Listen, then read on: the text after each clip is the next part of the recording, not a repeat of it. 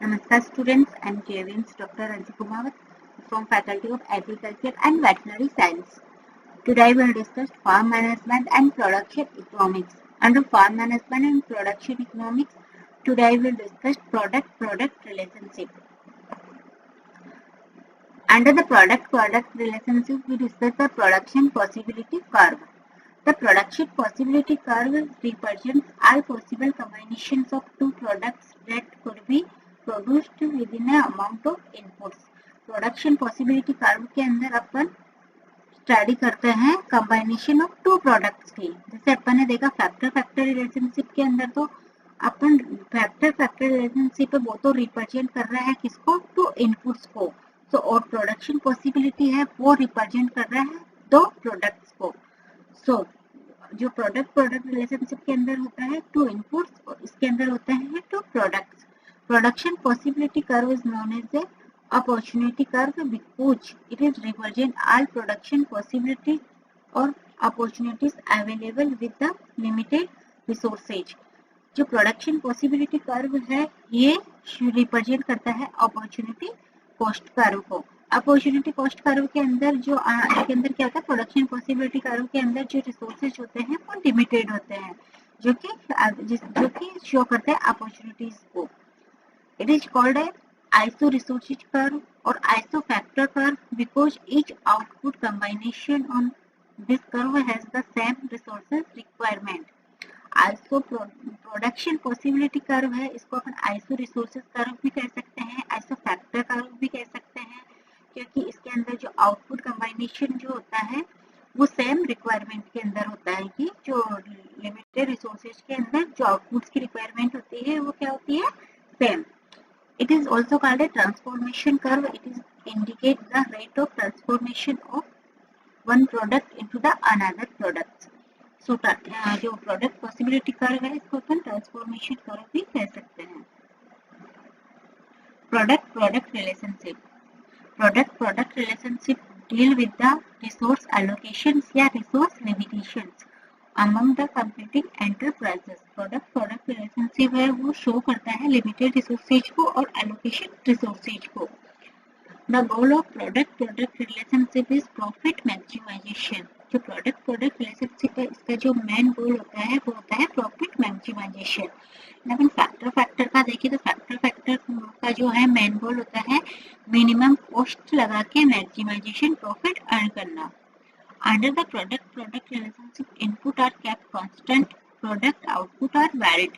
product relationship के अंदर जो अपन inputs यूज ले रहे हैं वो तो होते हैं constant और output जो होते हैं वो होते हैं variable या varied। This relationship guide to the produce in the declining what to produce। जो product relationship है ये शो करती है what to produce, अपन क्या प्रोड्यूस करें जिससे अपने को मैक्सिमाइजेशन या मैक्सिमम profit हो।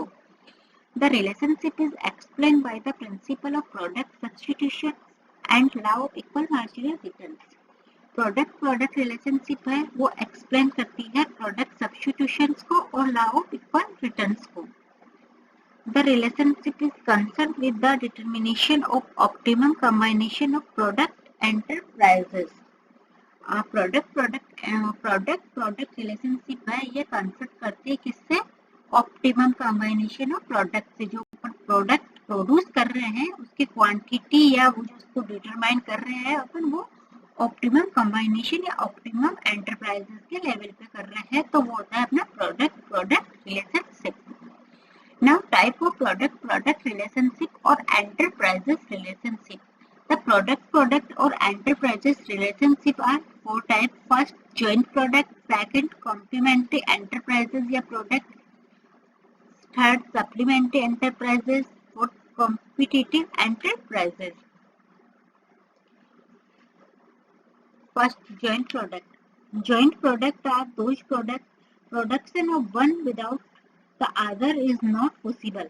जॉइंट प्रोडक्ट के अंदर क्या होता है, कोई भी अगर अपन प्रोडक्ट प्रोड्यूस कर रहे हैं, प्रोडक्ट प्रोड्यूस करने के लिए जो अपन प्रोडक्ट प्रोसेस लगा रहे हैं उन दोनों प्रोडक्ट के लिए जो प्रोडक्शन प्रोसेस है वो सेम होगा, डिफरेंट नहीं होगा। उनको अपन एक साथ ही प्रोड्यूस या एक साथ ही उनका अपन प्रोडक्शन करते हैं, वो होता है आपका जॉइंट प्रोडक्ट। अगर जॉइंट प्रोडक्ट के ऊपर एग्जांपल देखें तो जैसे कि पैडी एंड स्ट्रॉ है, cotton lint and cotton seed है, मीट एंड वूल है। पैडी जैसे है, अपन पैडी सिंगल चावल अपन ग्रो नहीं कर सकते, उसके साथ साथ अपने को स्ट्रॉ भी उसको सेम प्रोसेस से अपन ग्रो करते हैं। कॉटन लिंट और cotton seed, meat and wool the example of joint product. Then the complementary enterprises. Complementary enterprises means the products are complementary if an increase in one product causes an increase in the other product. When the total quantity of inputs used to the two products are held to constant. So complementary products के अंदर दो product होते हैं, अगर एक product increase हो रहा है तो दूसरा प्रोडक्ट भी इंक्रीज होगा। अगर अपन इसको एग्जाम्पल से देखें तो जैसे अपन एग्जाम्पल ले रहे हैं पैडी का और लाइव स्टॉक का, जैसे अपन क्रॉप का ले और लाइव स्टॉक का ले। अगर अपन क्रॉप ग्रो कर रहे हैं तो क्रॉप ग्रो करने के साथ साथ जो अगर अपनी क्रॉप इंक्रीज हो रही है तो इंक्रीजिंग का जो इफेक्ट पड़ेगा वो लाइव स्टॉक को स्ट्रॉ वगैरह मिलेगा उस पर पड़ेगा, और लाइव स्टॉक से जो स्ट्रॉ मिल रहा है वो इफेक्ट करेगा किसके, पैडी या फिर क्रॉप को, जो भी है अपन क्रॉप प्रोड्यूस कर रहे हैं उसको अफेक्ट करेगा लाइव स्टॉक।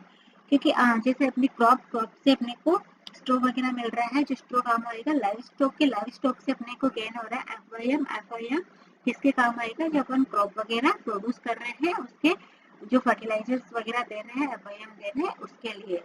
सो उसको अपन कहते हैं कॉम्प्लीमेंट्री एंटरप्राइजेस या complementary product. Now supplementary enterprises. Supplementary enterprises means the two products become supplementary if the quantity of one product can be increased without increasing or decreasing the quantity of other product.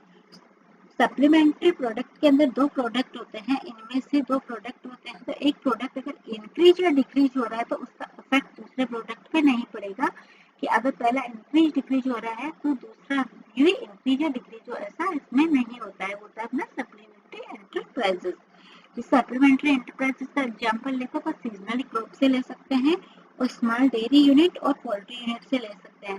जैसे seasonally crop है, seasonally crop अपन grow कर रहे हैं तो weather conditions या और कोई जो है रिस्क है या अनसर्टेनिटी है जिसके कारण अपनी क्रॉप डैमेज हो गई तो उसका इफेक्ट जो है वो स्मॉल डेयरी यूनिट और पोल्ट्री यूनिट पर नहीं पड़ के वो सिर्फ सीजनली क्रॉप पे ही होगा, दूसरे प्रोडक्ट को उसका इफेक्ट नहीं होगा, वो होता है अपना supplementary enterprises.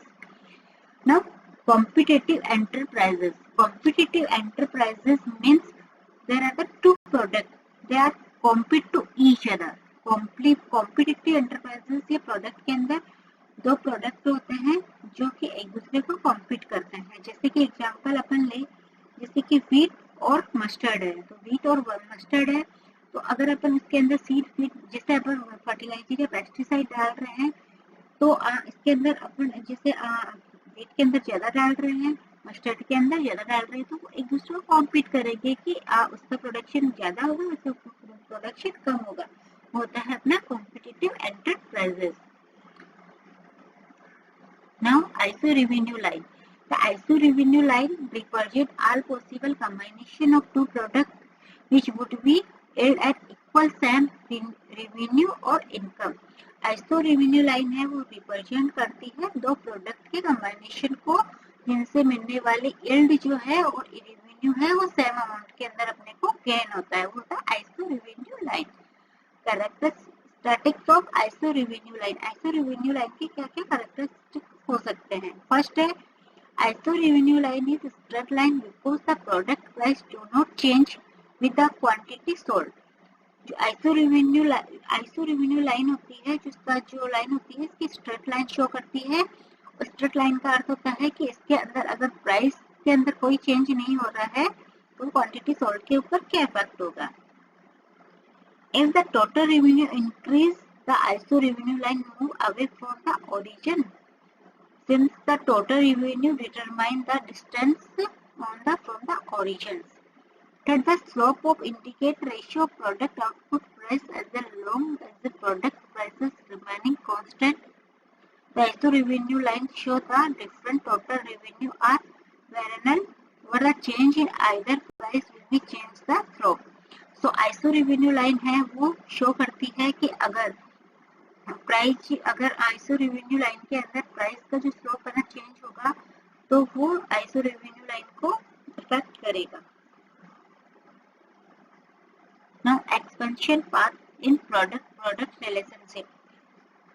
Expansion path means the line connecting the point of optimum combination of product called a expansion path. Expansion path के अंदर जो लाइन होती है, एक लाइन होती है जो कि कनेक्ट होती है point of optimum combination two product से, तो अपना एक्सपेंशन पाथ.